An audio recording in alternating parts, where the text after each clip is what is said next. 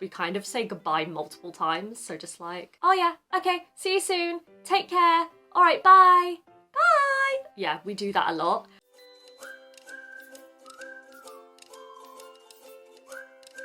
Minasan, konnichiwa, squishy yokoso! In today's video, I'm going to be talking about 5 strange culture shocks in Japan. Before we get into it, I do just want to mention that I try to find culture shocks that maybe aren't talked about so much, so hopefully you find this list interesting. If you like videos like this, don't forget to like and subscribe. And let's begin. Okay, number 1. Peeling fruit. Yeah, that sounds strange. But basically, in the UK, I'm obsessed with peaches. And actually, no, not just in the UK. I'm obsessed with peaches. Peach is my favorite fruit, basically. So I was pretty surprised in Japan to see that there's a lot of peach stuff. Like, Japan has a lot of peach flavored products and just peaches in general, which we don't really have so much in the UK. But what really surprised me was the fact that peaches in Japan are pre-peeled.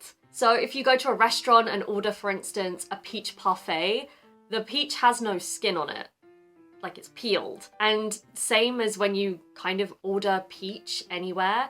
So obviously if you go to a supermarket and you buy peach, then yeah, it's in its full form. If you order something with peach in it, the peach is peeled. I thought that was weird. And then I later found out that that is normal. Most people in Japan peel peaches before they eat them.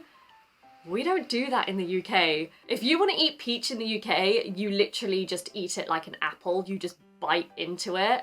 I don't think I've ever seen peaches that are peeled in the UK. At least not fresh peaches. So sometimes we have canned peaches and those ones are usually peeled.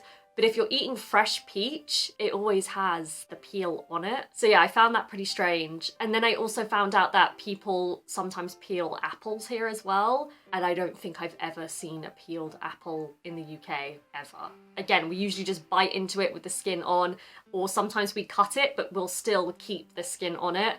So yeah, for me, seeing peeled fruit other than maybe oranges or bananas, that was really, really strange for me. And definitely a culture shock. Okay, number 2, free size or one size. So in the UK, when it comes to clothing, you will very rarely see just one size or free size. Most stores have multiple different sizes to accommodate for everyone. So I was pretty surprised to see that in Japan, free size is pretty common, especially if you're shopping at maybe, I would say, if you shop at a store that's not a worldwide brand. So you can go to H&M, Uniqlo, Zara, even GU here in Japan, and they will stock multiple sizes. But if you go anywhere else, particularly for women, it is pretty much free size. Luckily for me, I can fit into free size. I'm pretty small. I'm tiny.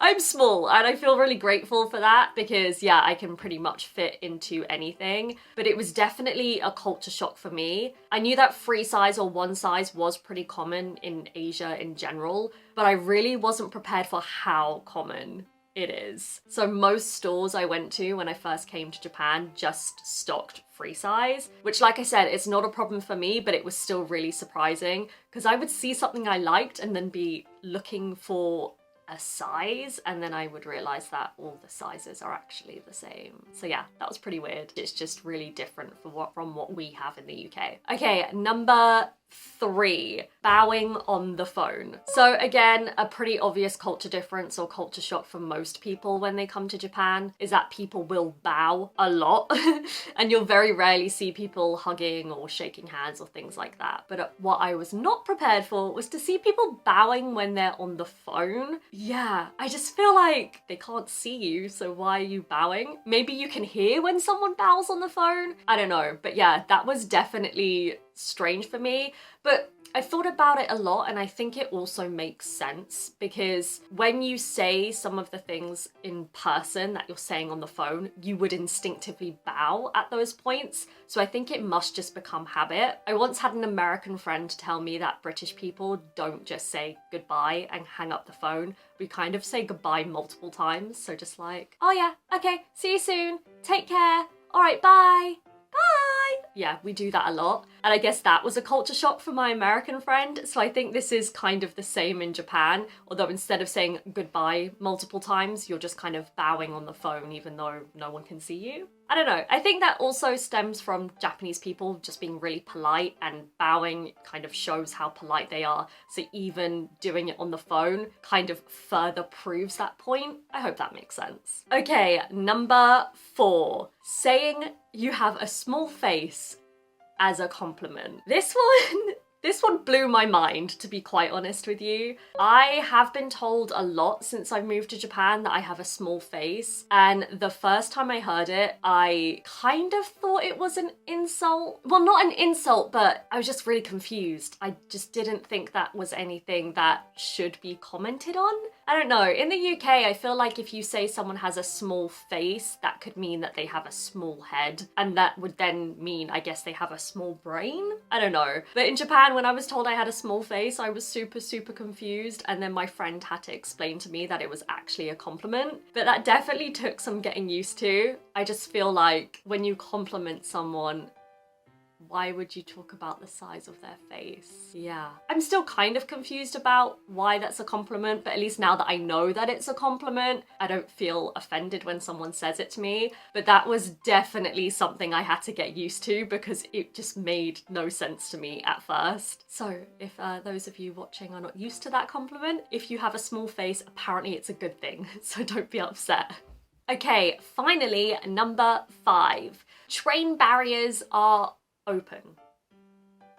This is confusing for me. So if you've ever been to London, when you get on the underground or the tube barriers are closed until you insert your ticket or tap your Oyster card, which is like our equivalent of a Suica card, and then the barriers open and you can go through. So if you don't have enough money or there's something wrong with your Oyster card, the barriers just won't even open at all. So I was really surprised to see in Japan that the barriers are open, and I guess if you don't have enough money on your card, they then close on you, which at first I thought this was crazy because I was like, surely if the barriers are open, people are just gonna walk straight through, right? And then one day I didn't have enough money on my Suica card and the barriers just closed right in front of me. And it's kind of scary. Like, it really kind of shocks you, especially if you're not really paying attention and you just tap your card and it goes, and you're just like, oh my God, what do I do?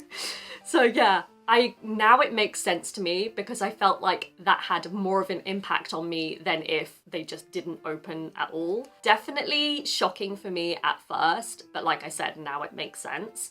And also I think all buses are different in Japan, but for the most part, I think you get on the back of the bus and then tap your Suica card when you get on and when you get off. But then there are some buses where you get on and you grab a ticket and then you pay for that after. The buses in Japan really confuse me. I cannot lie. Just because in the UK, it's pretty simple. When you get on a bus in London, you get on at the front where the driver is. You tap your Oyster card right where the driver is, and then when it's your bus stop, you get off at the back and that's it. You don't really have to do anything else. So yeah, for me, I still find buses in Japan a little bit complicated because depending on the bus, you get on and get off and pay in different ways. And so that was a pretty big culture shock for me. And that is it for this list. Let me know what you guys think. Are you surprised that I found some of these shocking in any way? Do these things feel really normal to you? And yeah, if you're not in Japan, do any of these things shock you? I would love to hear from you in the comments section below. Thank you so much for watching, and I will see you in the next one. Bye!